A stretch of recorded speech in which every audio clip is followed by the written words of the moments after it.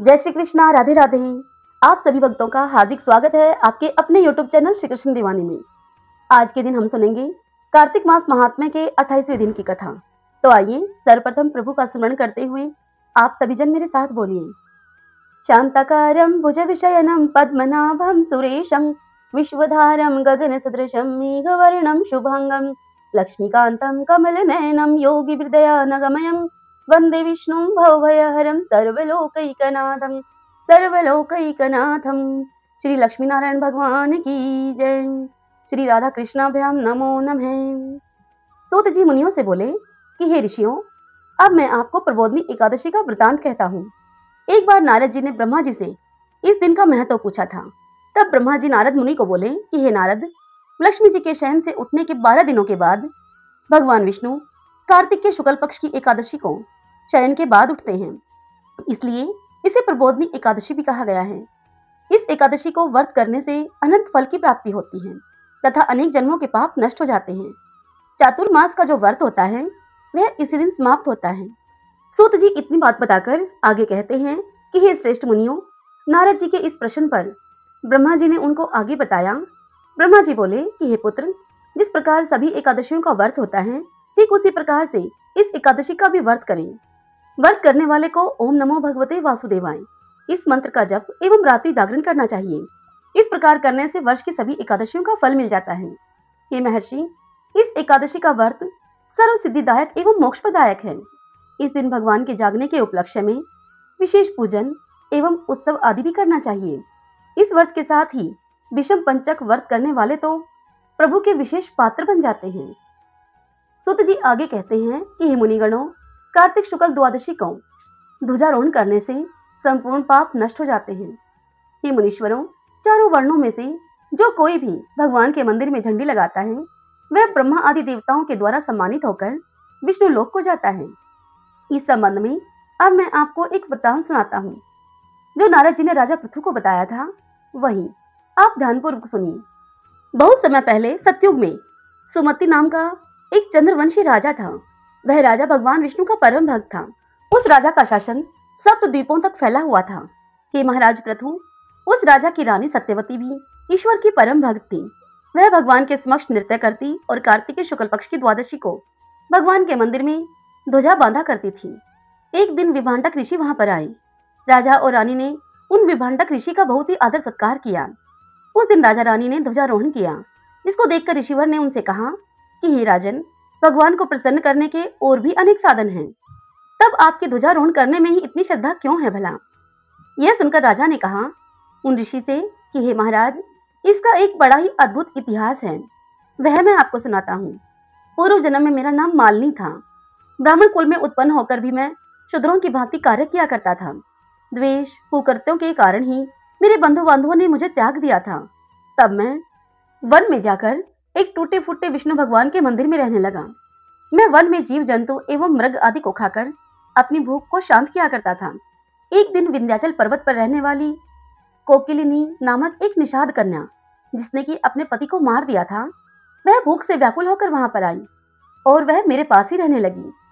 तब एक दिन हम दोनों ने एक कपड़े को छड़ी में बांधकर एक झंडी बनाई और मदिरा पीकर सारी रात भगवान की मूर्ति के आगे हम दोनों ने नृत्य किया।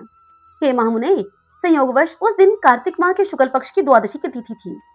सारी रात नृत्य करते रहने के कारण प्रातःकाल हम दोनों की मृत्यु हो गई। तब यम के दूत आए और हमें प्रताड़ित करते हुए यमराज के पास लेकर गए। ठीक उसी समय विष्णु भगवान के दूत विमान लेकर वहां पर आ गए और यमदूतों को धिक्कारते हुए उनसे बोले कि तुम सिर्फ पापियों को यमपुरी में लेकर जा सकते हो, धर्मात्माओं को नहीं। इस पर यमदूत भी क्रोधित होकर उनसे बोले कि ये दोनों तो महापापी हैं, इन्होंने अपने जीवन में एक भी पुण्य नहीं किया है, इसी कारण से हम इनको यमपुरी में लेकर जा रहे हैं।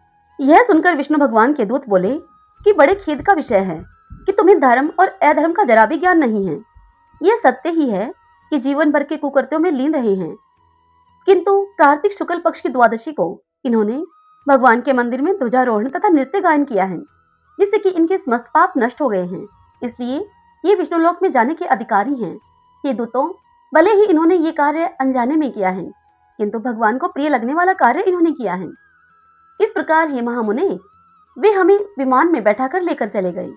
और इस प्रकार से अपनी कथा को समाप्त करके राजा सुमति ने आगे मुनिवर से कहा कि हे मुने, अनजाने में भी किए गए श्रद्धा पूर्वक कार्तिक शुक्ल पक्ष की द्वादशी को किए गए उस ध्वजा आरोहण का कितना फल होगा, उसका तो वर्णन ही नहीं किया जा सकता। यह कथा सुनकर विभाटक ऋषि ने राजा रानी को आशीर्वाद दिया और तप करने के लिए उन्होंने वन की ओर प्रस्थान किया। हरि ओम तत्सत। गोविंदे गोविंदे हरे मुरारी, गोविंदे गोविंदे मुकुंद कृष्ण, गोविंदे गोविंदे रथांग पाणे, गोविंदे दामोदर माधवीति। आइए अब हम श्रीमद् भागवत महापुराण से आज की कथा का श्रवण करें। ओम श्री परमात्मने नमः।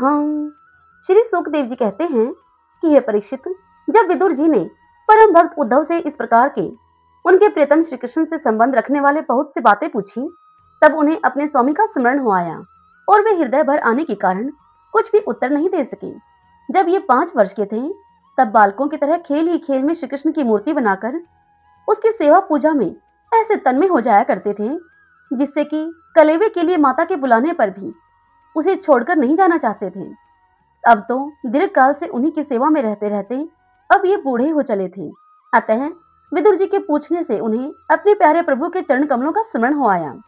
उनका चित्त विरह से व्याकुल हो गया। फिर वे कैसे उत्तर दे सकते थे। उद्धव जी श्री कृष्ण के चरणारविंद मकरंद सुधा से सरोबार होकर 2 घड़ी तक कुछ भी नहीं बोल सके। त्रियु भक्ति योग से उसमें डूबकर वे आनंद मगन हो गए। उनके सारे शरीर में रोमांच हो आया तथा मुंदे हुए नेत्रों से प्रेम के आंसुओं की धारा बहने लगी। उद्धव जी को इस प्रकार प्रेम प्रवाह में डूबे हुए देखकर विदुर जी ने उन्हें कृत्य कृत्य माना। कुछ समय के बाद जब उद्धव जी भगवान के प्रेम धाम से उतरकर पुनः धीरे धीरे संसार में आए, तब अपने नेत्रों को पहुंचकर भगवान की लीलाओं का स्मरण हो आने से विस्मित होकर विदुर जी से वे कुछ इस प्रकार कहने लगे। उद्धव जी बोले कि हे विदुर जी, श्री कृष्ण रूप सूर्य के छिप जाने से हमारे घरों को काल रूप अजगर ने खा डाला है। वे श्रीहीन हो गए हैं। अब मैं उनकी क्या कुशल आपको सुनाऊं। ओहो, यह मनुष्य लोग बड़ा ही अभागा है। इसमें भी यादव तो नितांत भाग्यहीन हैं, जिन्होंने निरंतर श्री कृष्ण के साथ रहते हुए भी उन्हें नहीं पहचाना। जिस तरह अमृत में चंद्रमा के समुद्र में रहते समय मछलियां उन्हें नहीं पहचान सकी थी, यादव लोग मन के भाव को ताड़ने वाले, बड़े समझदार और भगवान के साथ एक ही स्थान पर रहकर क्रीड़ा करने वाले थे, तो भी उन सब ने समस्त विश्व के आश्रय सर्व अंतर्यामी श्री कृष्ण को एक श्रेष्ठ यादव ही समझा। किंतु भगवान की माया से मोहित इन यादवों और इनसे व्यर्थ का वैर ठानने वाले शिशुपाल आदि के अवहेलना और निंदा सूचक वाक्यों से भगवत प्राण महानुभावों की बुद्धि भ्रम में नहीं पड़ती थी। जिन्होंने कभी तप नहीं किया, उन लोगों को भी इतने दिनों तक दर्शन देकर अब उनकी दर्शन लालसा को तृप्त किए बिना ही वे भगवान श्री कृष्ण अपने त्रिभुवन मोहन श्री विग्रह को छिपाकर अंतर्ध्यान हो गए हैं और इस प्रकार उन्होंने मानो उनके नेत्रों को ही छीन लिया है। भगवान ने अपनी योग माया का प्रभाव दिखाने के लिए मानव लीलाओं के योग्य जो दिव्य श्री विग्रह प्रकट किया था, वह इतना सुंदर था कि उसको देखकर सारा जगत तो मोहित हो ही जाता था। वे स्वयं भी विस्मित हो जाया करते थे। सौभाग्य और सुंदरता की प्रकाष्ठा थी उस रूप में। उससे आभूषण अर्थात अंगों के गहने भी विभूषित हो जाते थे। धर्मराज युधिष्ठिर के राजसूय यज्ञ में जब भगवान के उस नैनाभिराम रूप पर लोगों की दृष्टि पड़ी थी, तब त्रिलोकी ने यही माना था कि मानव सृष्टि की रचना में विधाता की जितनी चतुराई है, सब इसी रूप में पूरी हो गई है। उनके प्रेम पूर्ण हास्य विनोद और लीलामय चितवन से सम्मानित होने पर ब्रिज की बालाओं की आंखें उनकी ओर लग जाती थी और उनका चित्त भी ऐसा तल्लीन हो जाता था कि वे घर के काम धंधों को अधूरा ही छोड़कर जड़ पुतलियों की तरह खड़ी रह जाया करती थी। चराचर जगत और प्रकृति के स्वामी भगवान ने जब अपने शांत रूप महात्माओं को अपने ही घोर रूप असुरों से सताए जाते हुए देखा, तब वे करुणा भाव से द्रवित हो गए और अजन्मा होने पर भी अपने अंश बलराम जी के साथ काष्ठ में अग्नि के समान प्रकट हो गए। अजन्मा होकर भी वसुदेव जी के यहाँ जन्म लेने की लीला करना, सबको अभय देने वाले होने पर भी मानो कंस के भय से ब्रिज में जाकर छिपे रहना और अनंत पराक्रमी होने पर भी कालेवन के सामने मथुरापुरी को छोड़कर भाग जाना, भगवान की लीलाएं याद आ आकर मुझे यह बेचैन कर डालती हैं। उन्होंने जो देव की वासुदेव की चरण वंदना करके उनसे कहा था कि पिताजी माताजी, कंस का बड़ा भय होने के कारण मुझसे आपकी कोई सेवा नहीं बन सकी। आप मेरे इस अपराध पर ध्यान न देकर आप मुझ पर प्रसन्न हो। श्री कृष्ण की ये बातें जब मुझे याद आती हैं, तब आज भी मेरा चित्त अत्यंत ही व्यथित हो जाता है। जिन्होंने काल रूप अपने भ्रकुटी विलास से ही पृथ्वी का सारा भार उतार दिया था, उन श्री कृष्ण के पाद पद्म राग का सेवन करने वाला ऐसा कौन पुरुष है जो उसे भूल सके। आप लोगों ने राजसूय यज्ञ में प्रत्यक्ष ही देखा था कि श्री कृष्ण से द्वेष करने वाले शिशुपाल को वह सिद्धि मिल गई जिसकी बड़े बड़े योगी भली भांति योग साधना के द्वारा भी योग साधना करके भी सुप्राह करते रहते हैं। उनका विरह भला कौन सह सकता है। शिशुपाल के ही समान महाभारत युद्ध में जितने दूसरे योद्धाओं ने अपनी आंखों से भगवान श्री कृष्ण के नैनाभिराम मुख कमल का मकरंद पान करते हुए अर्जुन के बाणों से बिंदकर प्राण त्याग किया, वे सभी पवित्र होकर सब के सब भगवान के परम धाम को प्राप्त हो गए। स्वयं भगवान श्री कृष्ण तीनों लोकों के अधीश्वर हैं, उनके समान भी कोई नहीं है, उनसे बढ़कर तो कौन होगा भला। वे अपने स्वतः सिद्ध ऐश्वर्य से ही सर्वदा पूर्ण काम हैं। इंद्र आदि असंख्य लोकपालगण नाना प्रकार की भेंटें ला लाकर अपने अपने मुकुटों के अग्रभाग से उनके चरण रखने की चौकी को प्रणाम किया करते थे। हे विदुर जी, वे ही भगवान श्री कृष्ण राज सिंहासन पर बैठे हुए उग्रसेन के सामने खड़े होकर निवेदन करते थे कि देव हमारी प्रार्थना सुनिए। उनके इस सेवा भाव की याद आते ही हम जैसे सेवकों का चित्त अत्यंत ही व्यथित हो जाता है। पापनी पूतना ने अपने स्तनों में हालाहल विष लगाकर श्री कृष्ण को मार डालने की नियत से उनको दूध पिलाया था। उसको भी भगवान ने वह परम गति प्रदान की जो कि दाय को मिलनी चाहिए। उन भगवान श्री कृष्ण के अतिरिक्त और कौन दयालु है जिसकी शरण ग्रहण करें हम। मैं असुरों को भी भगवान का भक्त समझता हूँ, क्योंकि वैर भाव जनित क्रोध के कारण उनका चित्त सदा ही श्री कृष्ण में लगा रहता था और उन्हें रणभूमि में सुदर्शन चक्रधारी भगवान को कंधे पर चढ़ाकर झपटते हुए गरुड़ जी के दर्शन हुआ करते थे। ब्रह्मा जी की प्रार्थना से पृथ्वी का भार उतारकर उसे सुखी करने के लिए कंस के कारागार में वसुदेव देवकी के यहाँ पर भगवान ने अवतार लिया था। उस समय कंस के डर से पिता वसुदेव जी ने उन्हें नंद बाबा के ब्रिज में पहुंचा दिया था। वहां पर वे बलराम जी के साथ 11 वर्ष तक इस प्रकार छिपकर रहे जैसे कि उनका प्रभाव ब्रिज के बाहर किसी पर भी प्रकट नहीं हुआ। यमुना के उपवन में जिसके हरे भरे वृक्षों पर कलरव करते हुए पक्षियों के झुंड रहा करते हैं, भगवान श्री कृष्ण ने बछड़ों को चराते हुए ग्वाल बालों की मंडली के साथ वहां पर विहार किया था। वे ब्रिजवासियों की दृष्टि आकर्षित करने के लिए अनेकों बाल लीलाएं उनको दिखलाया करते थे। वे कभी रोने से लगते तो कभी हंसते और कभी सिंह सावक के समान मुग्ध दृष्टि से देखते।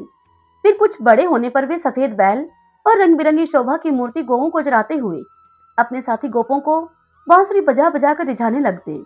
इस समय जब कंस ने उन्हें मारने के लिए बहुत से मायावी और मनमना रूप धारण करने वाले राक्षस वहां पर भेजे, तब उनको खेल ही खेल में भगवान श्री कृष्ण ने मार डाला।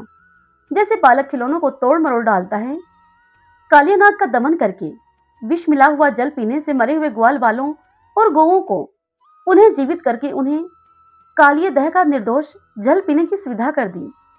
भगवान श्री कृष्ण ने बढ़े हुए धन का सद्व्यय कराने की इच्छा से श्रेष्ठ ब्राह्मणों के द्वारा नंद बाबा से गोवर्धन पूजा के रूप में गो यज्ञ करवाया।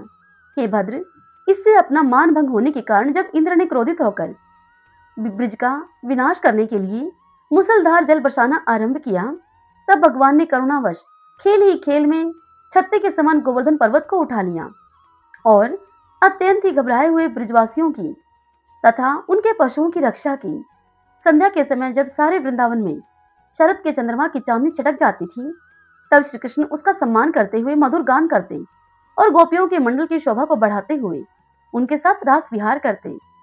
हरि ओम तत्सत। ओम श्री परमात्मने नमः।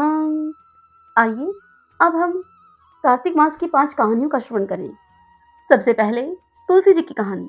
कार्तिक के महीने में सभी औरतें तुलसी माता को सींचने के लिए जाया करती थीं। सभी औरतें तो तुलसी माता को सींचकर वापस आ जाती, किंतु एक बुढ़िया माई आती, तुलसी माता को भोग लगाती, उनको सींचती और फिर उनसे यह कहती कि हे तुलसी माता, सत की दाता, मैं बिरला सींचू तेरा, तू कर निस्तारा मेरा। मुझे बहू दे, पीले रंग की धोती दे, मीठा मीठा ग्रास दे, बैकुंठ में वास दे, चटके की चाल दे, अच्छी मौत दे, चंदन का काठ दे, अच्छा राज दे, दाल भात का जीवन दे और 11 का दिन दे, श्री कृष्ण का कांधा दे। तब इतनी बात सुनकर तुलसा माता अब सूखने लगी। तब भगवान श्री कृष्ण ने उनसे पूछा, हे तुलसी, तुम क्यों सूख रही हो? तब तुलसा ने कहा, मेरे मन की मत पूछो। तब भगवान बोले, अगर यह बात मैं नहीं पूछूंगा तो फिर कौन पूछेगा? तब तुलसी माता ने कहा कि एक बुढ़िया माई रोज आती हैं और मुझसे वह यह बात कहकर जाती हैं, मैं उसे और तो सब दे दूंगी, लेकिन श्री कृष्ण का कांधा कहाँ से दूंगी? तब श्री कृष्ण बोले कि जब वह बुढ़िया माई मरेगी तो मैं उसको अपने आप कंधा दे आऊंगा। तुम यह बात बुढ़िया माई से कह देना। अब जब समय आया तदनुसार वह बुढ़िया माई मर गई। सारे गांव वाले अब उसको उठाकर शमशान की तरफ ले जाना चाहते थे, किंतु वह इतनी भारी हो गई कि वह किसी से न उठी। तब सभी कहने लगे, सब आपस में यह चर्चा करने लगे कि यह तो इतनी पूजा पाठ किया करती थी, पाप नष्ट होने की माला तक फेरती थी, फिर भी इतनी भारी यह कैसे हो गई। तब बूढ़े ब्राह्मण के रूप में भगवान वहां पर आई और सभी से पूछने लगे कि क्या बात हो गई भाई, कैसी भीड़ है ये। तब वहां खड़े कुछ आदमी कहने लगे कि यह बुढ़िया माई मर गई, बड़ी पापनी थी, इसीलिए यह किसी से उठती भी नहीं है। तब भगवान ने कहा कि मुझे इसके कान में एक बात कहने दो, तो फिर ये आसानी से उठ जाएगी। तब वहां खड़े हुए कुछ आदमी बोले कि भाई, हमने तो प्रयास करके देख लिया, तुम भी अपने मन की करके देख लो। अब भगवान बूढ़े ब्राह्मण के रूप में उस बुढ़िया माई के निकट गए और जाकर बुढ़िया माई के कान में कुछ यूं कहा।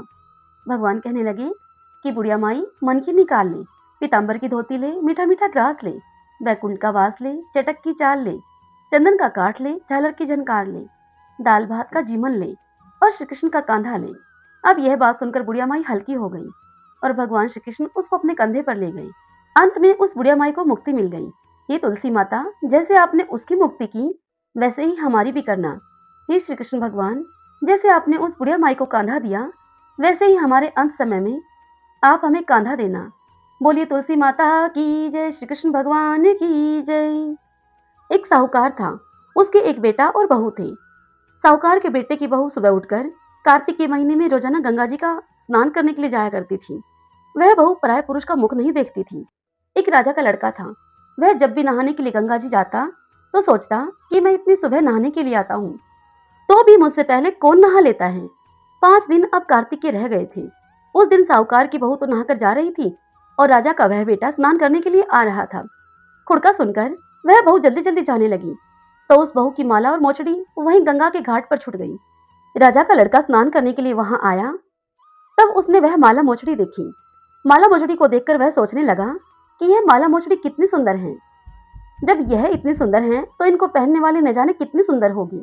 और फिर उस राजा के लड़के ने सारे नगर में यह होला फिरवा दिया, यह डिंडोरा पिटवा दिया कि जिसकी भी माला मोचड़ी है वो मेरे पास 5 रात आएगी। अब साहूकार के बेटे की बहू ने जब यह सुना तो उसने उस राजा के बेटे के पास यह कहलवा दिया कि मैं 5 रात आऊंगी, पर किसी को साग भरने के लिए बिठा देना।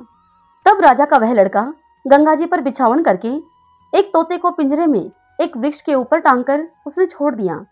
जब वह बहू दूसरे दिन स्नान करने के लिए आई तब उसने पहली पैड़ी पर जैसे ही पैर रखा तब वह कहने लगी कि हे कार्तिक के ठाकुर राय दामोदर, 5 पांडु, छठे नारायण, भीखम राजा, इस पापी को नींद आ जाए। भगवान ने उसकी प्रार्थना सुन ली और राजा के उस लड़के को अब नींद आ गई। वह बहू नहा धोकर अब जाने लगी तो वह तोते से कहने लगी कि सुआ सुआ, तेरे गल डालूंगी हीरा, मेरी साख भरियो मेरे बीरा। यह सुनकर सुआ बोला कि कोई वीर भी साख भरता है क्या। तब वह बोली कि सुआ सुआ सुआ, तेरे पग घालूंगी नेवर, मेरी साख भरियो मेरे देवर। तब सुआ ने कहा, अच्छा भाभी, मैं तुम्हारी साख भरूंगा। वह तो कहकर यह चली गई और राजा का लड़का अब हड़बड़ाकर उठा और सुए से पूछने लगा कि सुआ सुआ, क्या वह आई थी, कैसी थी वो। तब सुआ बोला कि आभा किसी बिजली, होली किसी झल, केला किसी कामनी, गुलाब का सरंग। यह सुनकर राजकुमार ने कहा कि आज तो मैं उंगली चीर कर बैठूंगा, तब फिर मुझे नींद नहीं आएगी और मैं उसको देखूंगा। दूसरे दिन वह उंगली चीर कर लेट गया। जब वह बहू आई और भगवान से वह तब प्रार्थना करने लगी और जैसे ही उसने भगवान से प्रार्थना की उस राजा के लड़के को फौरन ही नींद आ गई और अब वह नहाकर फिर से चली गई। राजकुमार ने उठकर तोते से पूछा कि तोते, क्या वह आई थी। तब उस तोते ने सारी बात राजकुमार को बता दी। तब राजकुमार कहने लगा कि आज तो मैं आंखों में मिर्च डालकर बैठूंगा। और रात को उसने आंखों में मिर्च डाली और वह वहीं पर बैठ गया। अब वह बहू आई और प्रार्थना करी भगवान से, जिससे कि राजकुमार को फिर से नींद आ गई। अब नहा धोकर वह साहूकार के बेटे की बहू फिर से चली गई। जब राजकुमार उठा तब उसने सुबह से फिर पूछा कि क्या वह आई थी। तब सुआ बोला कि हाँ, आई थी वो। तब वह राजकुमार कहने लगा कि आज तो मैं बिना बिस्तर के ही यहाँ बैठूंगा, जिससे कि मुझे रात को नींद नहीं आएगी। अब वह रात को बिना बिस्तर के ही गंगा के तट पर बैठ गया। वह नहाने के लिए आई तो उसने फिर से भगवान से वही बात कही। तब राजकुमार को फिर से नींद आ गई। जब वह बहू नहाकर जाने लगी तो आंख बंद करके वह चली गई। राजकुमार ने जब उठकर देखा तो तब तक वह बहू नहा धोकर जा चुकी थी। तत्पश्चात राजकुमार सोए से बोला कि आज तो मैं आग की अंगीठी जलाकर बैठूंगा, जिससे कि मुझे नींद नहीं आएगी। और वह अब अंगीठी जलाकर बैठ गया। साहूकार की बहू आई तो उसने भगवान से फिर से प्रार्थना की। कहने लगी कि प्रभु, आपने 4 रातें तो निकाल दी, बस आज की रात और निकल जाए, यह और निकाल दो। भगवान ने उसका सत रख दिया और राजकुमार को फिर से नींद आ गई। जब वह बहू नहा धोकर जाने लगी तो वह तोते से बोली कि इस पापी से तुम कह देना कि तेरी 5 रातें पूरी हो गई हैं, इसलिए मेरी मोतियों की माला और मेरी मोचड़ी मेरे घर भिजवा देना। सुबह राजा के लड़के ने तोते से पूछा कि क्या वह आई थी। तब तोते ने कहा कि हाँ, आई थी वो, और उसने अपनी माला मोचड़ी अपने घर मंगवाई हैं। यह सुनकर राजकुमार सोचने लगा कि वह तो सच्ची थी, उसका तो भगवान ने भी सत रखा है। अब थोड़े ही दिन के बाद राजकुमार के शरीर में कोढ़ निकल आया और वह दर्द से तड़पने लगा। तब उस राजा ने ब्राह्मणों को बुलाकर उनसे पूछा कि मेरे बेटे का शरीर क्यों जल रहा है। तब ब्राह्मणों ने राजा को बताया कि वह पतिव्रता स्त्री पर बुरी नजर रखता है, इसी कारण से उसे यह रोग लगा है। तब राजा ने पूछा कि यह रोग अब कैसे ठीक होगा। तब ब्राह्मण ने कहा कि उस साहूकार की बहू को धर्म की बहन बनाए और उसके नहाए हुए पानी से यह नहाए, तब इसका कोढ़ ठीक हो जाएगा। यह सुनकर राजा अब दूसरे दिन उस साहूकार के बेटे की बहू की माला और मोचड़ी लेकर साहूकार के घर पहुंच गया और घर जाकर साहूकार से कहने लगा कि यह माला आपकी बहू की है, उसके नहाए हुए जल से मेरे बेटे को नहला दो।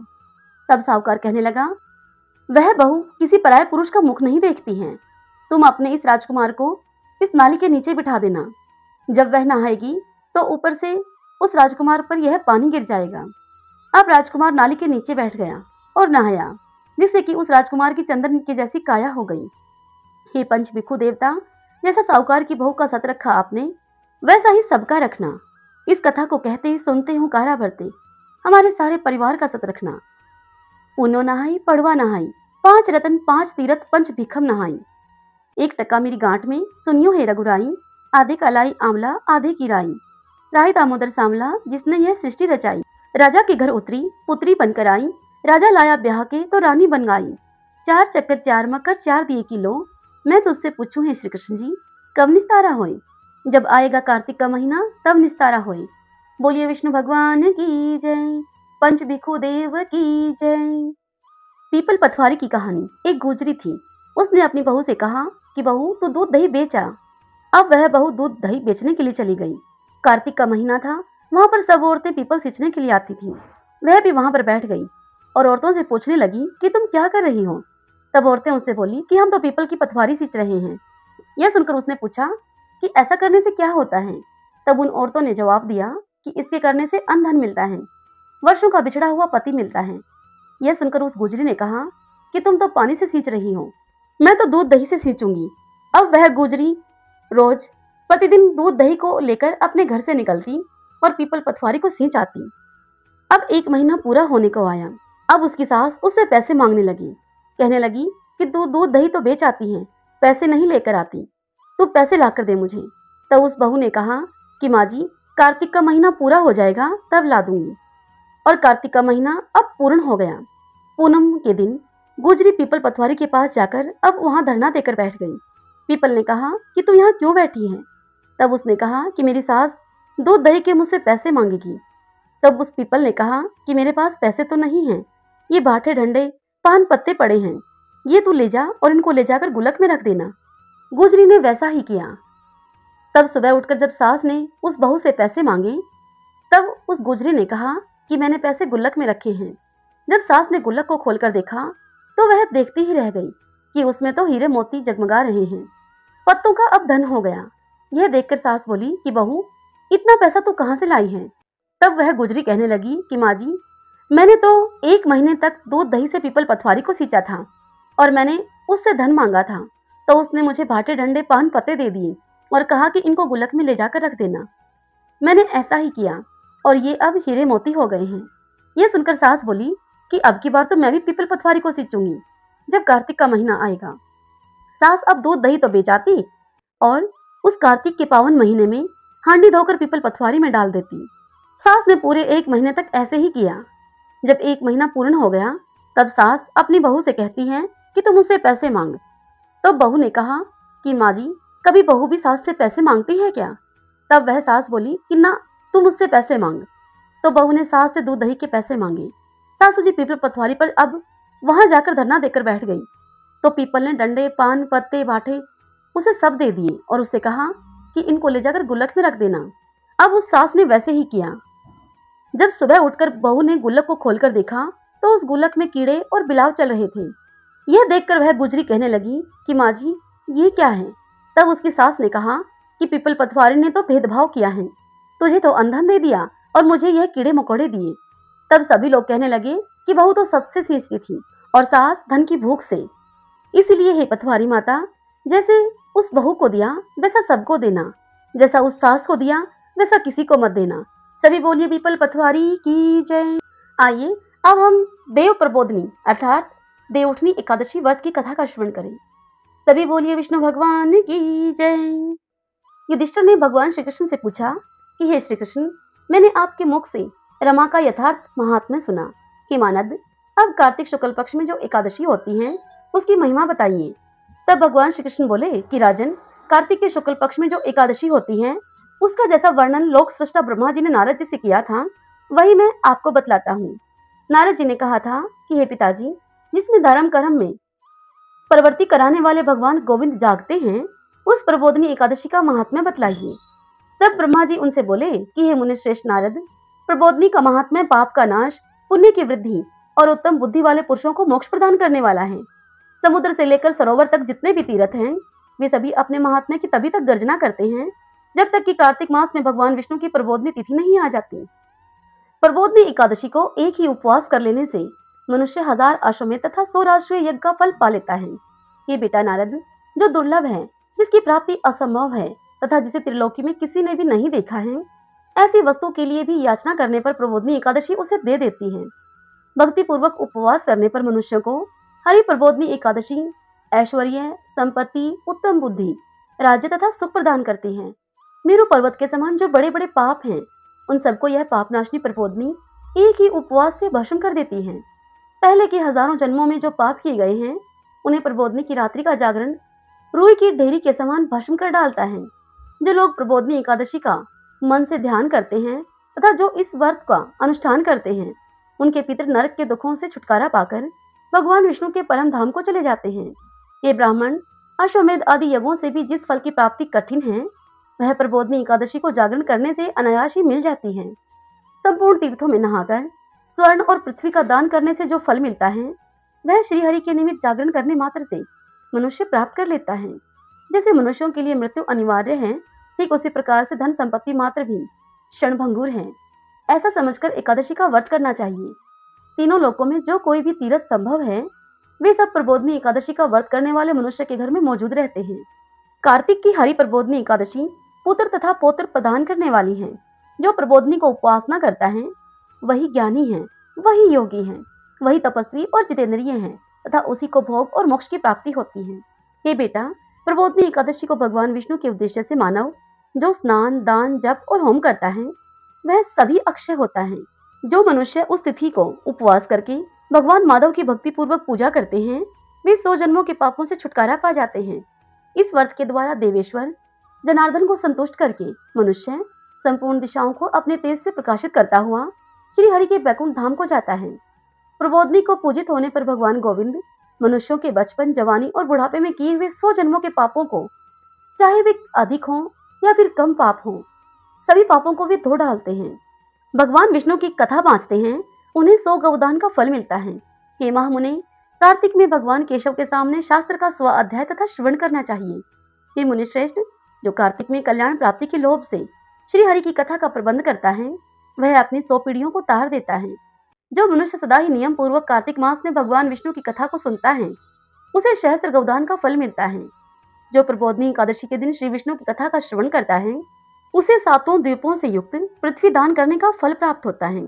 ये मुनि श्रेष्ठ नारद, जो भगवान विष्णु की कथा को सुनकर अपनी शक्ति के अनुसार कथावाचक की पूजा करते हैं उन्हें अक्षयलोक की प्राप्ति होती है।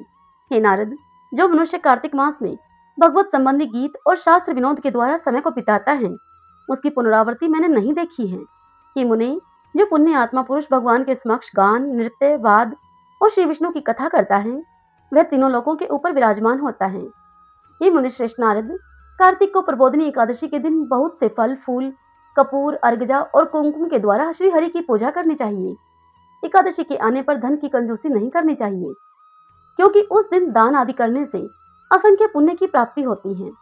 प्रबोधिनी को जागरण के समय शंख में जल लेकर फल तथा नाना प्रकार के द्रव्यों के साथ श्री जनार्दन को अर्घ्य देना चाहिए।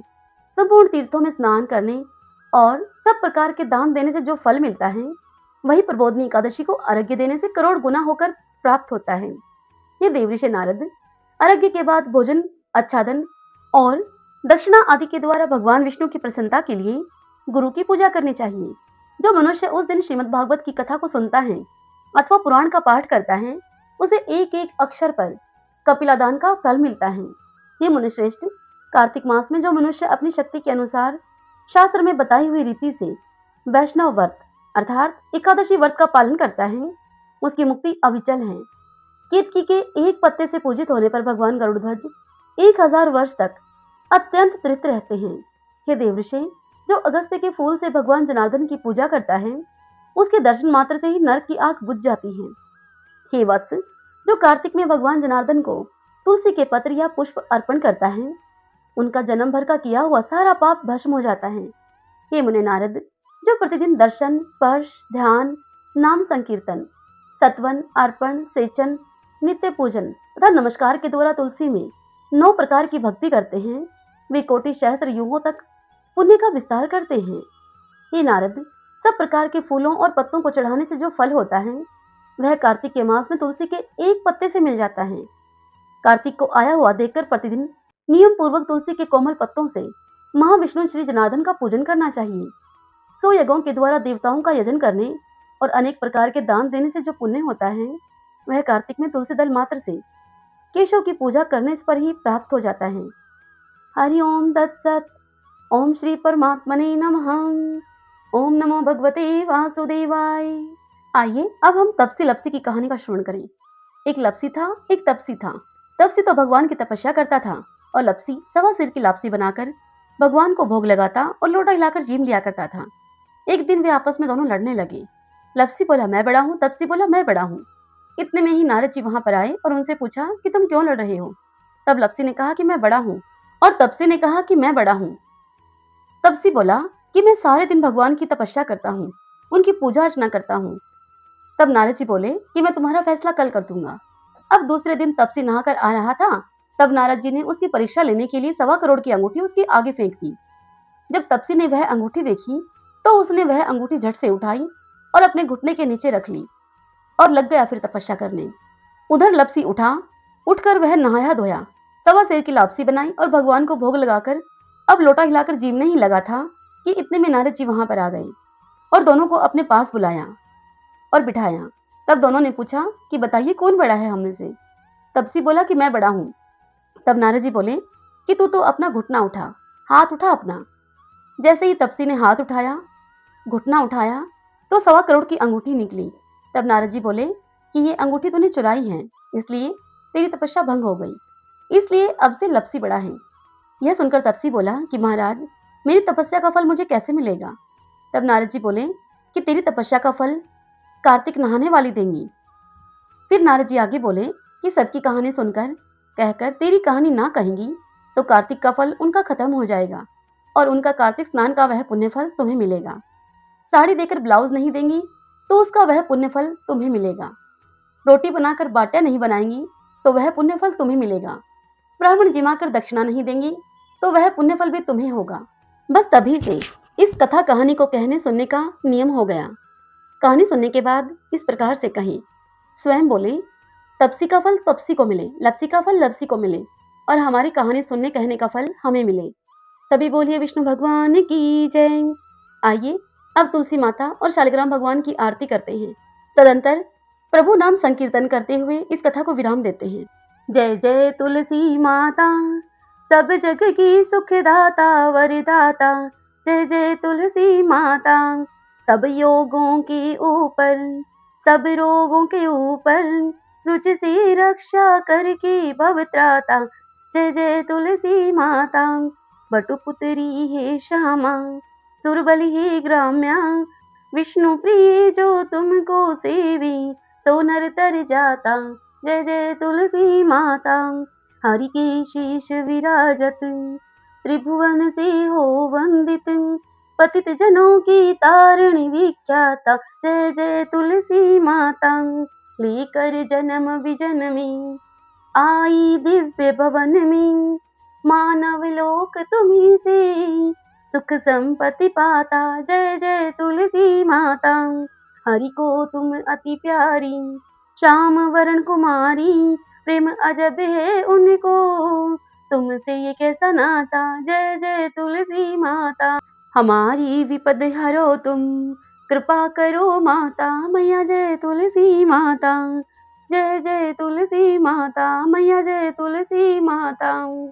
तुलसी माता की जय। शालिग्राम सुनो विनती मेरी, यह वरदान दया करो पाऊं, यह वरदान दया करो पाऊं।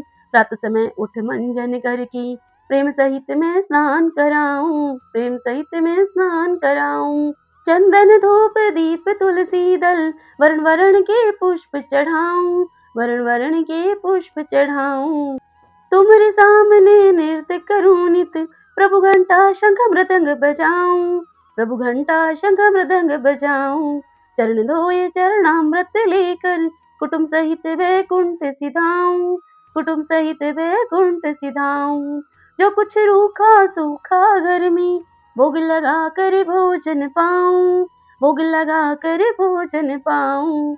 मन क्रम वचन से पाप किए जो, तेरी परिक्रमा के साथ बहाऊं, तेरी परिक्रमा के साथ बहाऊं। ऐसी कृपा करो प्रभु मुझ पर, यम के द्वारे जाने न पाऊं, यम के द्वारे जाने न पाऊं। माधोदास की विनय यही है, हरिदासन के दास कहाऊं, हरिदासन के दास कहाऊं। शालिग्राम सुनो विनती मेरी, यह वरदान दया करो पाऊं, यह वरदान दया करो पाऊं। शालिग्राम भगवान की जय। श्री कृष्ण गोविंद हरे मुरारी, हे नाथ नारायण वासुदेव। श्री कृष्ण गोविंद हरे मुरारी, हे नाथ नारायण वासुदेव।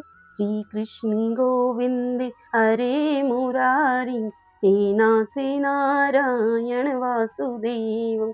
श्री कृष्ण गोविंद हरे मुरारी, हे नाथ नारायण वासुदेव।